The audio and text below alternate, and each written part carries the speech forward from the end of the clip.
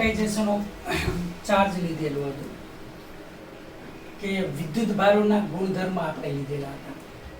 એમાં ક્વોન્ટાઇઝેશનમાં લીધેલું હતું Q બરાબર Ne. ને મૂળભૂત વિદ્યુતભાર કીધો, એટલે કે ઇલેક્ટ્રોન અને પ્રોટોન પરના વિદ્યુતભારને મૂળભૂત વિદ્યુતભાર તરીકે ઓળખવામાં આવે છે. ઇલેક્ટ્રોન કે પ્રોટોન પરના વિદ્યુતભારને મૂળભૂત વિદ્યુતભાર કહેવામાં આવે છે. તો કુદરતમાં મળી આવતા કોઈ પણ વિદ્યુતભારિત કણના વિદ્યુતભારનું મૂલ્ય એ મૂળભૂત વિદ્યુતભારના મૂલ્યના પૂર્ણ ગુણાંકમાં હોય છે. એટલે એને પૂર્ણાંક સંખ્યા હતી.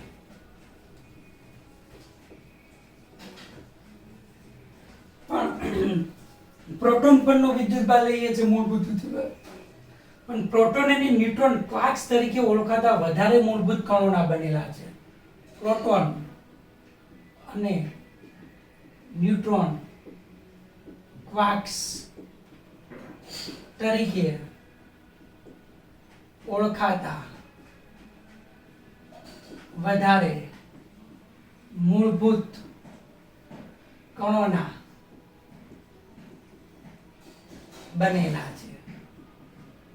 તો ક્વાર્ક્સ તરીકે ઓળખાતા વધારે મૂળભૂત કણોના બનેલા છે.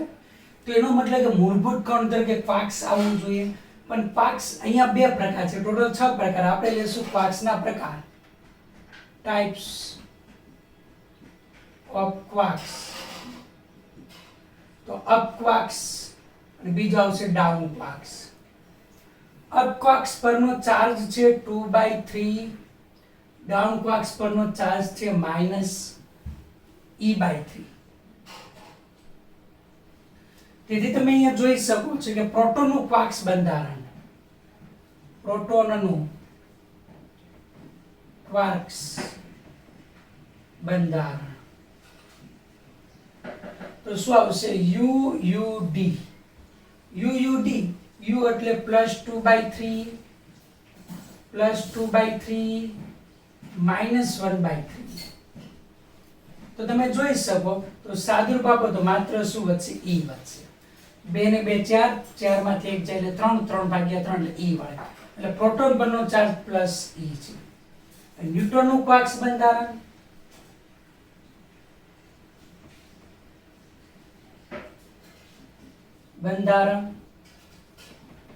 UDD.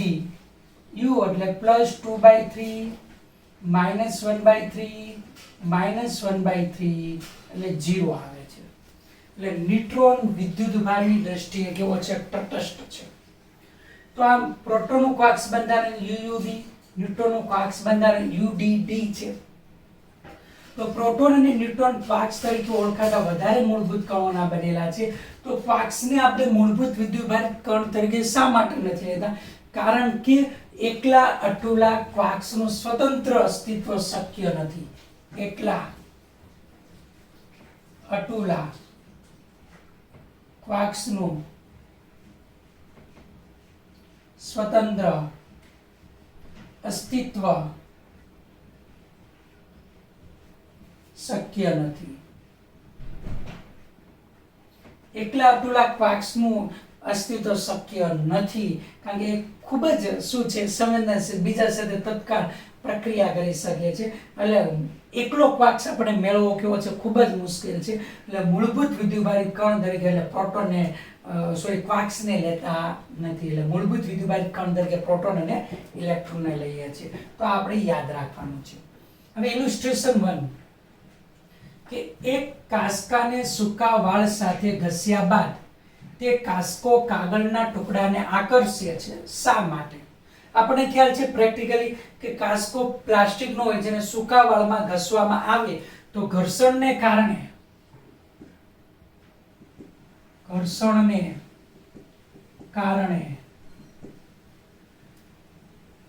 કાંસકો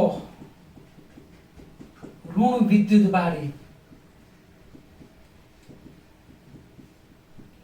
બને છે.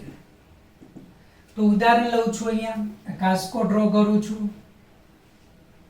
આ ઘસેલો કાંસકો છે સૂકા વાળ સાથે એટલે આમાં નેગેટિવ ચાર્જ પ્રોડ્યુસ થાય છે.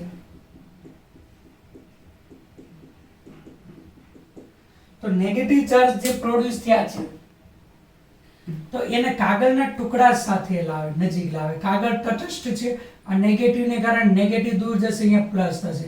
પ્લસ માઇનસ વડે આકર્ષણ થાય, એટલા માટે એ કાગળના ટુકડાને આકર્ષે છે. તે ભીંજાયેલા વાળ કે વર્ષા ઋતુની અંદર, ચોમાસાની અંદર શું થશે?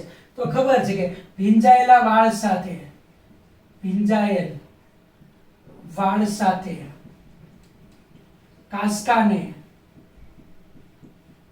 ઘસતા ઘર્ષણ ઉત્પન્ન થશે નહીં. તેથી વિદ્યુતભાર ઉત્પન્ન ન થાય. એટલે ભીના વાળ અથવા તેલવાળા વાળ સાથે કાંસકાને ઘસો પછી કાગળના ટુકડા સાથે નજીક લાવો તો કોઈ પણ પ્રકારનું આકર્ષણ થશે નહીં, કારણ કે એમાં ઘર્ષણને કારણે એટલો ચાર્જ ઉત્પન્ન થશે નહીં. ઓકે, ચાલો ઇલ્યુસ્ટ્રેશન 2. મોટા પ્રમાણમાં વિદ્યુતભારિત પદાર્થ એટલે મેક્રોસ્કોપિક કહી શકે. મેક્રોસ્કોપિક પદાર્થમાં વિદ્યુતભારનું ક્વોન્ટમીકરણ શા માટે નથી થતું? ઉદાહરણ તરીકે હું વિદ્યુતભાર 1 કુલમ, આપણે ખબર છે કે 1 ઇલેક્ટ્રોન નું મૂલ્ય છે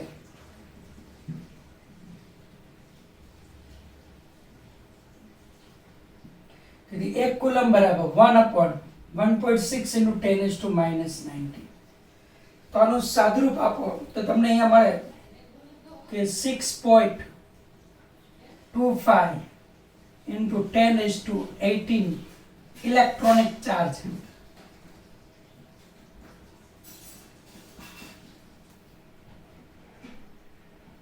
તો 1 કુલમમાં કેટલા ઇલેક્ટ્રોનિક ચાર્જ રહેલો હોય? આટલો ચાર્જ રહેલો હોય છે. તો મીન્સ કે આટલો મોટો ચાર્જ હોય તેને કોઈની સાથે સંપર્કમાં લાવવામાં આવે.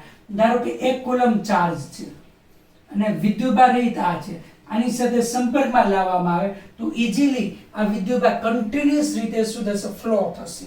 તો મીન્સ કન્ટિન્યુઅસ ફ્લો થાય, તેથી ક્વોન્ટાઇઝેશન ઓફ ચાર્જ હિયર શું આવશે? ઇગ્નોર કરી શકીએ છે. ઇન ધીસ કેસ તો લાર્જ નંબર ઓફ ચાર્જ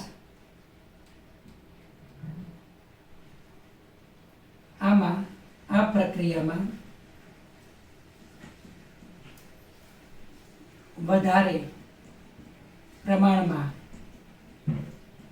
વિદ્યુતભાર સતત શું કરશે? ગતિ કરશે. એક વિદ્યુતભાર નહીં ગતિ કરે, ફ્લો થશે. એટલે પાણીને ગણી નથી શકાતું, એના જથ્થાને માપી શકાય છે. એવી રીતે કન્ટિન્યુઅસ અહીંયા શું થશે? ફ્લો કરે છે. ઓકે, તેથી વિદ્યુતભારનું ક્વોન્ટમીકરણ અવગણી શકાય. ઓકે, આપણે યાદ રાખવાનું છે. તો મીન્સ કે મોટા પ્રમાણમાં વિદ્યુતભાર હોય તો એને બીજા સાથે કોન્ટેક્ટમાં લાવવામાં આવે તો મોટા પ્રમાણમાં વિદ્યુતભાર શું થાય છે? ફ્લો થાય છે. એટલે એક એક ઇલેક્ટ્રોન ગણી શકતા નથી, એટલે આપણે ત્યાં વિદ્યુતભારનું ક્વોન્ટમીકરણ શું કરી શકીએ છીએ? અવગણી શકીએ છીએ. ઓકે, તો આટલું આપણે યાદ રાખવાનું છે. ઇલ્યુસ્ટ્રેશન 3 એનસીઈઆરટી નું છે એટલે આપણે નથી કરતા. ઇલ્યુસ્ટ્રેશન 4. કાચના સળિયાને રેશમ સાથે ઘસવામાં આવે છે. કાચનો સળિયો +19.2 × 10⁻⁻19 કુલમ વિદ્યુતભાર મેળવે છે. તો કાચના સળિયાએ ગુમાવેલ વિદ્યુતભાર જોઈએ છે. કેટલો વિદ્યુતભાર કાચનો સળિયો છે ગુમાવે છે? એટલે અહીંયા ગુમાવેલ વિદ્યુતભારની જગ્યાએ ઇલેક્ટ્રોન લખવાનું છે. ઇલેક્ટ્રોન, કારણ કે ધન વિદ્યુતભાર ક્યારે મેળવે? જ્યારે ઇલેક્ટ્રોન ગુમાવે ત્યારે. તો ફર્સ્ટ આપણે અહીંયા ફાઇન્ડ કરવાનું છે કેટલો ચાર્જ છે? Q = Ne. તેથી n બરાબર શું લખો? Q/E. Q બરાબર કેટલું છે? 19.2 × 10⁻⁻19 છેદમાં 1.6 into 10 raised to minus 90. 19.2 છેદમાં 1.6 એટલે 12 થશે, 12 આ બંને કેન્સલ થશે, તો 12 ઇલેક્ટ્રોન ગુમાવી દેશે. બીજું, રેશમે મેળવેલ વિદ્યુતભાર શોધો. તો જેટલો વિદ્યુતભાર ધન આ મેળવે છે એટલા ઇલેક્ટ્રોન કોણ મેળવવાના છે? રેશમ. તો રેશમે મેળવેલ વિદ્યુતભાર કેટલો થશે? આ પોઝિટિવ તો નેગેટિવ 19.2 ગુણ્યા 10 ની માઈનસ 19 કુલમ. ઓકે. થર્ડ, શું કાચમાંથી રેશમ પર દળ ટ્રાન્સફર થયું હશે? હા, આટલા ઇલેક્ટ્રોન ગયા છે એટલે દળ તો ટ્રાન્સફર થયેલું જ હશે. તો થર્ડ, કાચમાંથી રેશમ પર દળ ટ્રાન્સફર થાય છે. કેટલું દળ? તો આપણને ખબર છે 1 ઇલેક્ટ્રોનનું દળ me છે. હવે કેટલા ઇલેક્ટ્રોન છે? n. તો ટોટલ માસ કેટલું ટ્રાન્સફર થાય? n એટલે 12 મેળવું, me એટલે 9.1 into 10 raised to minus 31 kilogram. આટલું દળ ટ્રાન્સફર થાય છે. એટલે કેલ્ક્યુલેશન કરો તો 1.08 into 10 raised to minus 29 kilogram આ આપણને મળે છે. તો આટલું દળ છે કાચમાંથી રેશમ પર જાય છે, એટલે કાચના દળમાં આટલો ઘટાડો થશે અને પેલામાં આટલો વધારો થશે. ઓકે. તો ઘર્ષણની પ્રક્રિયામાં દળમાં શું થશે? ઘટાડો થશે. હવે ઇલ્યુસ્ટ્રેશન 5, એ પદાર્થને બી સાથે ઘસતા એ ધન વિદ્યુતભારિત અને બી ઋણ વિદ્યુતભારિત બને છે. તો એ ધન વિદ્યુતભારિત બને છે એનો મતલબ એ કે એ ઇલેક્ટ્રોન ગુમાવે છે. એ ઇલેક્ટ્રોન ગુમાવે છે. તો આ એ લઉં છું અને આ બી લઉં છું, ફ્રિક્શન કરો બેનું, ઘર્ષણ, રબ. તો શું થાય છે કે એ ધન વિદ્યુતભારિત બને છે અને બી કેવો છે? ઋણ વિદ્યુતભારિત બને છે. મીન્સ કે એની અંદર ઇલેક્ટ્રોન છે લેસ બાઉન્ડ છે, એટલે ઓછા બંધાયેલા હોય છે. Electron less bound. ઓકે. એટલે એ ઇલેક્ટ્રોન ઈઝીલી ગુમાવી દે છે અને બી ની અંદર ઇલેક્ટ્રોન વધારે બાઉન્ડ હશે, મોર બાઉન્ડ. મોર એટલે વધારે બંધાયેલા છે. ઓકે. પછી એવું કીધેલું છે કે પદાર્થ સી સાથે ઘસતા એને સી સાથે ઘસતા એ ઋણ વિદ્યુતભારિત થાય છે. તો બી ને સી સાથે ઘસતા શું થાય? તો આ એ છે, એને સી સાથે ઘસવું, ફ્રિક્શન અથવા રબ. તો એ નેગેટિવલી થાય છે અને સી કેવું થાય છે? પોઝિટિવલી. તો અહીંયા ઇલેક્ટ્રોન છે મોર બાઉન્ડ હશે, less bound, sorry less bound. અહીં ઇલેક્ટ્રોન આની સાપેક્ષે કેવા આવશે? More bound. તો હવે કીધેલું છે કે બી ને સી સાથે ઘસવામાં આવે તો શું થાય? બી ને સી સાથે ઘસવામાં આવે તો શું થશે? બી અને સી. અહીંયા તમે જોઈ શકો છો એ કરતા બી માં ઇલેક્ટ્રોન વધારે બાઉન્ડ છે અને સી કરતા એમાં ઇલેક્ટ્રોન વધારે બાઉન્ડ છે. ઓકે. તો એ કરતા બી માં, સી કરતા એમાં, તો મીન્સ કે સી કરતા બી ની અંદર ઇલેક્ટ્રોન કેવા આવશે? મોર બાઉન્ડ આવશે. ઓકે. તો અહીંયા તમે લખી શકો છો કે બી છે અને આ શું છે? સી છે. તો આ ઇલેક્ટ્રોન ગુમાવશે, સોરી આ ઇલેક્ટ્રોન મેળવશે અને આ ગુમાવશે. ફરી પાછું એ કરતા બી મોર બાઉન્ડ છે, સી કરતા એ મોર બાઉન્ડ છે, તેથી સી કરતા બી કેવું આવશે? More bound. એટલે બી ની અંદર ઇલેક્ટ્રોન વધારે બળથી જકડાયેલા હોય એટલે ઇલેક્ટ્રોન ગુમાવશે નહીં, ઇલેક્ટ્રોન મેળવશે. ઇલેક્ટ્રોન હવે કોણ ગુમાવશે? સી. તો આમાં ઇલેક્ટ્રોન લેસ બાઉન્ડ, બાઉન્ડ એટલે બંધાયેલા, અને ઇલેક્ટ્રોન બી માં શું હોય છે? More bound. ઓકે. ફરી તમે જોઈ શકો છો કે એને બી સાથે ઘસો છો તો એ ધન વિદ્યુતભારિત થાય છે, બી ઋણ વિદ્યુતભારિત થાય. એટલે કે ઇલેક્ટ્રોન આમાંથી આમાં ગયેલા હશે. તો જ આ ધન વિદ્યુતભારિત બને અને આ ઋણ વિદ્યુતભારિત. હવે આ બેને ઘસીએ છે, શા માટે? આ જ ઇલેક્ટ્રોન ગુમાવે છે કારણ કે એમાં રહેલા બાહ્યતમ કક્ષામાં ઇલેક્ટ્રોન એ બીમાં રહેલા ઇલેક્ટ્રોન કરતાં વધારે બળ, ઓછા બળથી બંધાયેલા હોય, એટલે ઘર્ષણ કરે તો આમાંથી ઇઝીલી ઇલેક્ટ્રોન આમાં ટ્રાન્સફર થશે અને એ કરતાં બીની અંદર ઇલેક્ટ્રોન મોર બાઉન્ડ હશે. હવે એને સી સાથે ઘસવામાં આવે તો એ ઋણ વિદ્યુતભારિત થાય છે, સી ધન વિદ્યુતભારિત થાય. એનો મતલબ એ કે સી ઇઝીલી ઇલેક્ટ્રોન ગુમાવે છે, સી ની અંદર લેસ બાઉન્ડ આવે, એમાં મોર બાઉન્ડ. એ કરતાં બીમાં મોર બાઉન્ડ છે, તેથી સી કરતાં બીમાં કેવા આવશે? મોર બાઉન્ડ ઇલેક્ટ્રોન હશે, એટલે બી ઋણ વિદ્યુતભારિત થશે અને સી કેવો થશે? ધન વિદ્યુતભારિત થશે. Okay, ઇલુસ્ટ્રેશન 6. A, B and C અલગ કરેલા 3 સમાન સુવાહક ગોળાઓ છે. પ્રારંભમાં A પર અને B પર 3 મિલીકુલમ છે. A ઉપર ઇનિશિયલી A અને આ B અને આ C. આના પર 3 મિલીકુલમ છે પ્લસ, અને આના પર -6 મિલીકુલમ છે. A અને C ને ટચ કરી તેમને દૂર લઈ જવામાં આવે. A અને C ને ટચ કરાવો, આ A અને આ C. તો ટોટલ ચાર્જ કેટલો છે? 3 - 6, એટલે ટોટલ થઈ ગયો -3 મિલીકુલમ. ઓકે, તો એક ઉપર ચાર્જ કેટલો આવશે?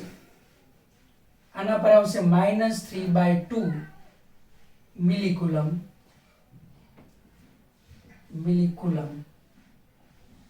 અને C ઉપર એ કેટલો ચાર્જ આવશે? -3/2 મિલીકુલમ. હવે હું કર્યું છે, ત્યારબાદ B અને C ને ટચ કરાવો. B અને C. B ઉપર કેટલો છે?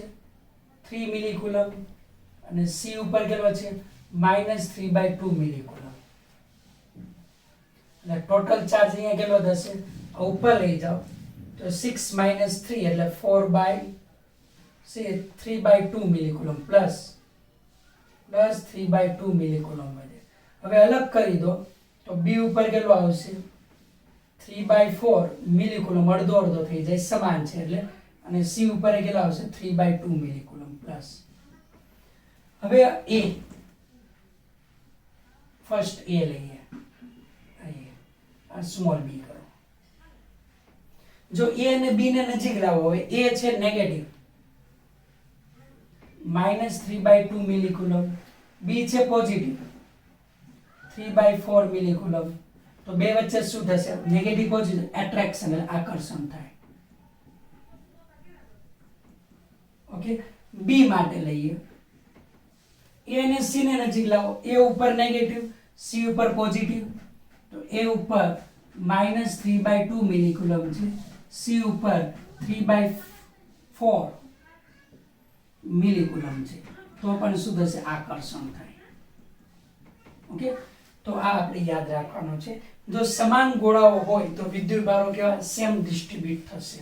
અસમાન હોય તો વિદ્યુતભાર અસમાન રીતે ડિસ્ટ્રીબ્યુટ થશે. જે આપણે આના પછીના ચેપ્ટરની અંદર જોવાના છે, કેટલો વિદ્યુતભાર ડિસ્ટ્રીબ્યુટ થાય અસમાન હોય તો. હવે ઇલ્યુસ્ટ્રેશન 7.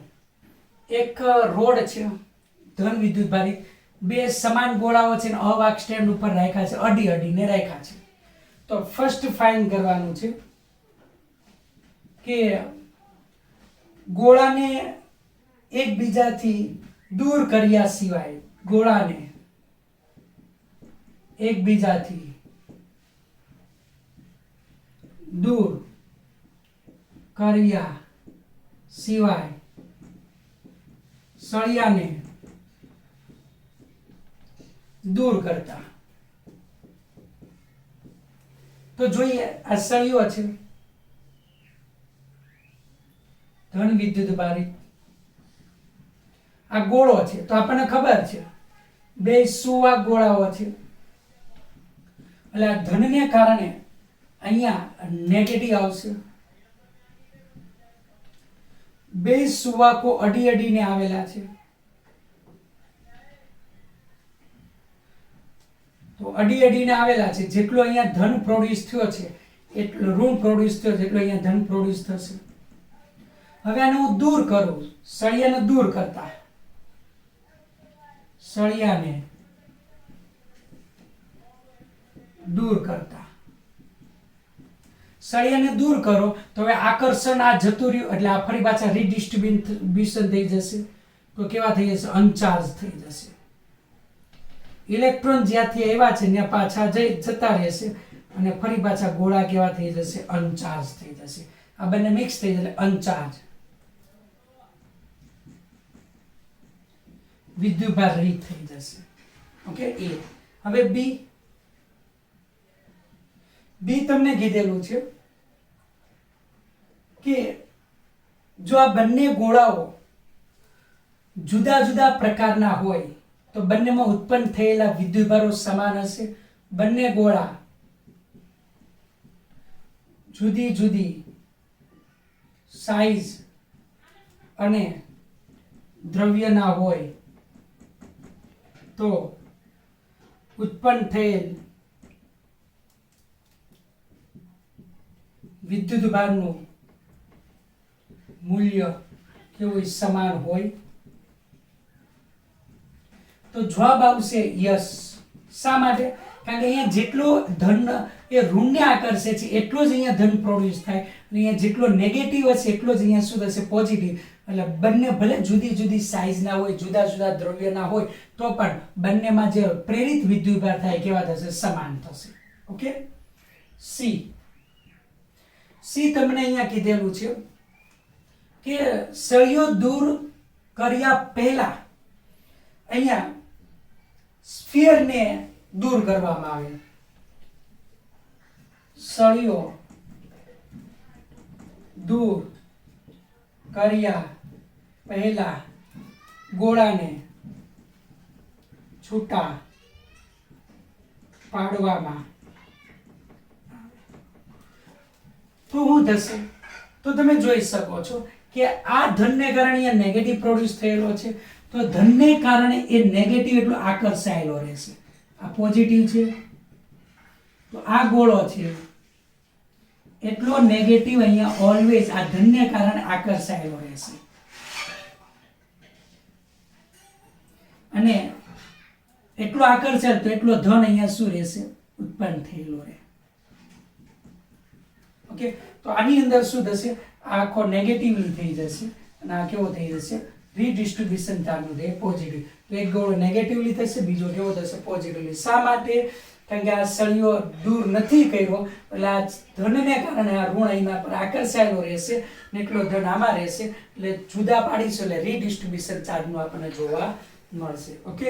તો આ રીતના આપણે ચાર્જ કઈ રીતે પ્રોડ્યુસ થાય છે તો આને રિલેટેડ પ્રશ્નો ખાસ કરવાના રહેશે.